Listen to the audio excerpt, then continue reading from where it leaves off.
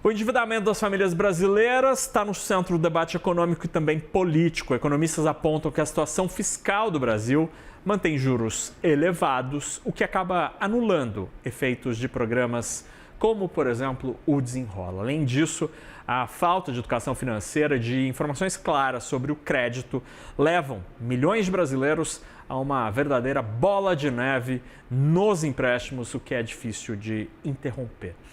Para analisar esse cenário, as perspectivas do crédito e do consumo, a gente conversa agora com Catherine Hennings, que é pesquisadora associada da Fundação Getúlio Vargas, do IBRE, e analista da BRCG Consultoria. Catherine, obrigado por estar aqui com a gente no CNN Money.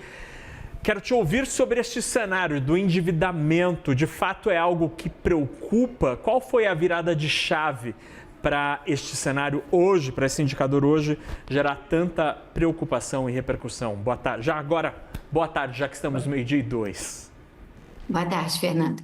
Obrigada pela oportunidade de falar sobre esse tema. A situação do comprometimento de renda das famílias, ela tem se agravado gradativamente. Não é nenhuma surpresa.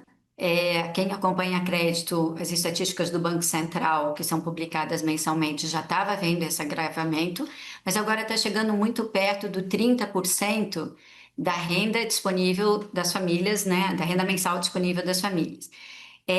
Some-se a isso que aquela estatística do Banco Central, 29,7%, é para amortização e juros, pagamento e serviço da dívida, junto ao sistema financeiro.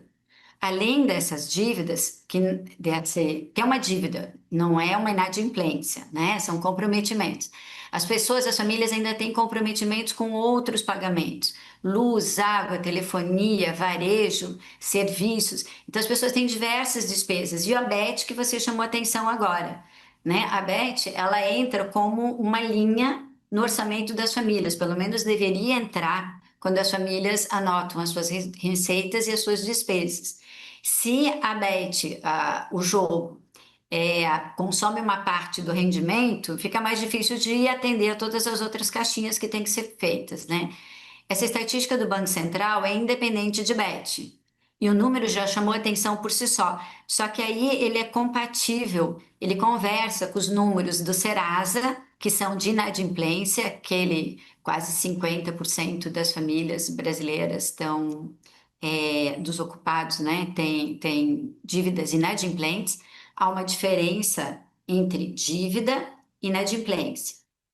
Dívida é você dever para alguém. Inadimplência é você não pagar o que deve, né? Os dados do Serasa são de inadimplência. Os dados do Banco Central, ele tem dos dois, mas o 29,7 é comprometimento de renda. Esse cenário, Catherine, o que te parece esta iniciativa do governo, esse debate político, que obviamente tem implicações econômicas, de uma nova iniciativa do Desenrola? Esse tipo de iniciativa ajuda, atrapalha, é um curativo que não cura o problema? Você já deu quase todos os adjetivos que eu ia usar. Então, não é trivial que as famílias estejam nessa situação e isso causa um mal-estar, né? As pessoas têm ansiedade financeira, elas perdem o sono, não trabalham direito, some-se a isso a inflação de alimentos e some-se a isso, ainda que o mercado de trabalho esteja muito bem, tá níveis ótimos, né? As pessoas ficam preocupadas com o emprego, então tem um mal-estar. E aí eu acho que o governo, os economistas foram procurar essas informações ao que se deve e chegaram na questão da inadimplência e do comprometimento de renda. O Desenrola, isso já aconteceu lá em 24, né? 23, 24, o governo criou o Desenrola 1. Do meu ponto de vista, a grande vantagem do Desenrola 1 foi chamar a atenção das pessoas para renegociar. Né? Elas podem renegociar, elas não precisam só ficar desesperadas em casa, achando que não podem ir nas instituições financeiras ou nas lojas ou dos prestadores de serviço renegociar. Agora, o que o governo está tentando prover são condições melhores para elas renegociarem, não só ir lá e renegociar o mesmo tipo de modalidade, mas eventualmente trocar a modalidade, né? E modalidades que tenham garantia, porque quando o emprestador tem uma garantia que vai receber o dinheiro de volta, ele consegue oferecer taxas de juros mais baixas e condições melhores. E, Nós estamos falando sim. só um minutinho. Nós estamos falando sobre as informações que estão vazando, que Sim. estão sendo dadas a conta-gota, né? Não sabemos tudo ainda. Obviamente, a gente está diante de uma situação, Catarina, que tem uma série de razões para um problema. Não é que nem acidente de avião, nunca é só um probleminha que gera tudo isso. Eu queria te ouvir sobre um aspecto que tem sido pouco debatido, mas que me parece importante. Ao longo das últimas 2 décadas, né, eu sou jornalista econômico já há mais de 20 anos, e uma das bandeiras que sempre se carregou no Brasil foi a bandeira da bancarização, que era algo necessário e de fato logramos êxito neste intento, né? De fato, hoje a gente tem uma população muito mais bancarizada, o que é ótimo, dá dignidade financeira às pessoas, acesso a bons produtos de crédito, acesso a ferramentas financeiras essenciais. Mas será que essa bancarização aconteceu talvez de uma forma desorganizada por parte de alguns concedentes de crédito que teriam talvez aberto a torneira ali de uma maneira um pouco despreocupada? Porque tem a empresa, por exemplo, aquelas ligadas a cartão de loja, que tem inadimplência de 30%, 40%. Não me parece ser razoável tudo isso. Então, você tem diversos estímulos, né, que estão confluindo para essa situação. A bancarização é uma reforma estrutural muito positiva para uma economia. Você traz todos os agentes da sociedade a poderem desfrutar do crédito e das condições do sistema financeiro. Na época da inflação super alta, eles não tinham esse acesso. Então, foi uma questão trabalhada. Mas, junto com a bancarização, também veio a digitalização.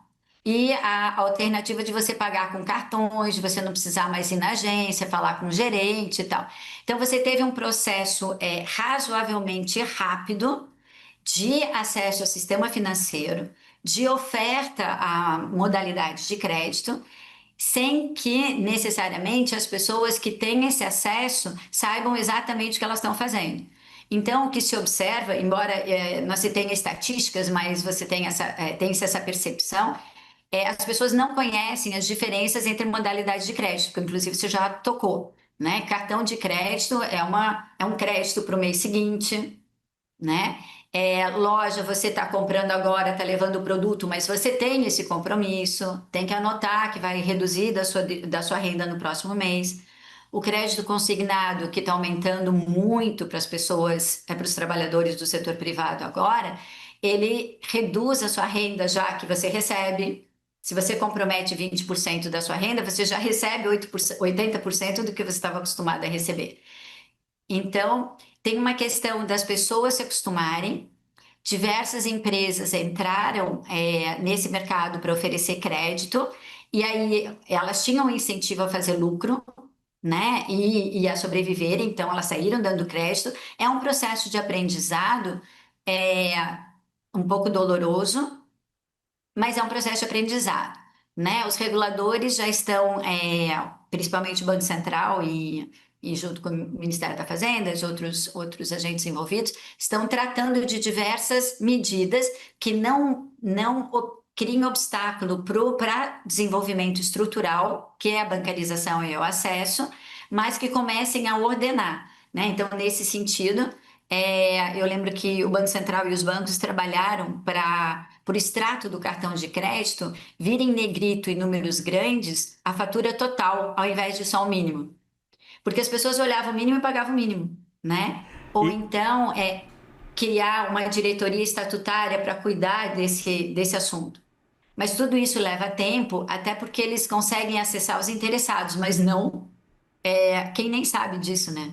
E, Catarina, em 30 segundos, assim, você mencionou, né, que esse processo ele tem aprendizado, obviamente, né? A gente está nessa jornada. Mas será que um novo desenrola não seria assim, tipo uma recuperação da recuperação para aquele aluno que talvez fosse repetir de ano e diante disso ele vai passar de algum jeito? Não, esse desenrola tem um aspecto que eu achei positivo, que as pessoas vão ter que pagar.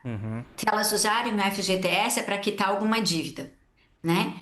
Me preocupa o governo colocar dinheiro nisso. Eu acho que, né, as finanças do governo não estão para sair distribuindo dinheiro, embora haja uma tentativa e um estímulo a isso perto do ano eleitoral.